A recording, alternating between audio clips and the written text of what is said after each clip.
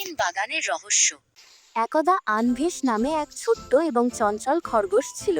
সে বাগান করতে খুব ভালোবাসত এবং তার বাগানে অনেক রঙের ফুল ছিল।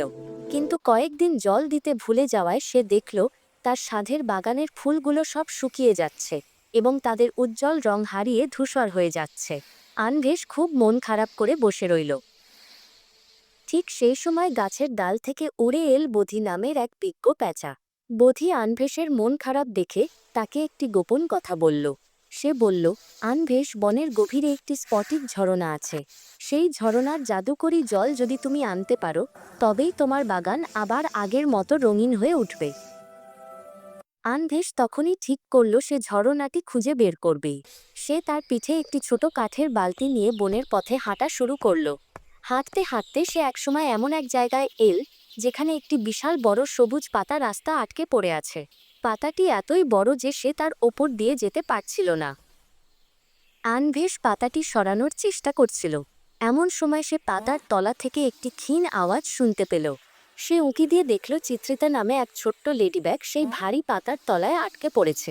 চিত্রিতা খুব ভয় পেয়েছিল এবং নড়াচড়া করতে পারছিল না। আনভেষ বলল, ভয় পেও না চিত্রিতা, আমি তোমাকে সাহায্য করছি। আনভেষ তার সমস্ত শক্তি দিয়ে পাতাটি একপাশ থেকে ধাক্কা দিতে শুরু করল এবং চিত্রিতাও নিচ থেকে তার ডানা দিয়ে চাপ দিল।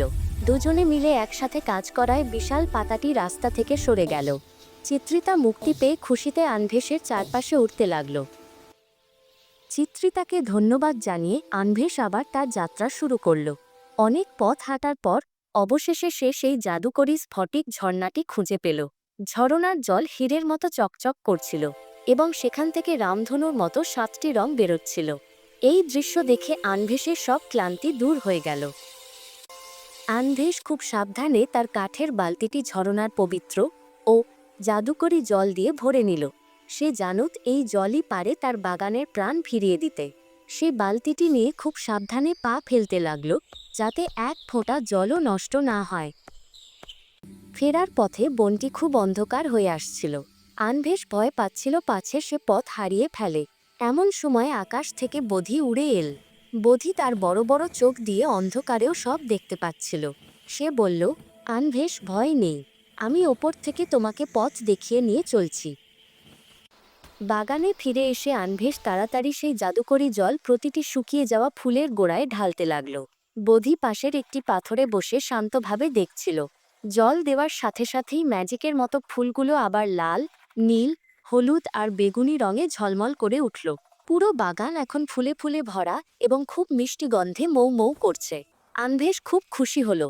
সে শিখল যে একটু পরিশ্রম করলে এবং অন্যদের সাহায্য করলে জগৎটা অনেক সুন্দর হয়ে ওঠে। সে বোধি আর চিত্রিতাকে ধন্যবাদ জানাল তার বন্ধু হওয়ার জন্য এবং বাগানের যত্ন নেওয়ার প্রতিজ্ঞা করল।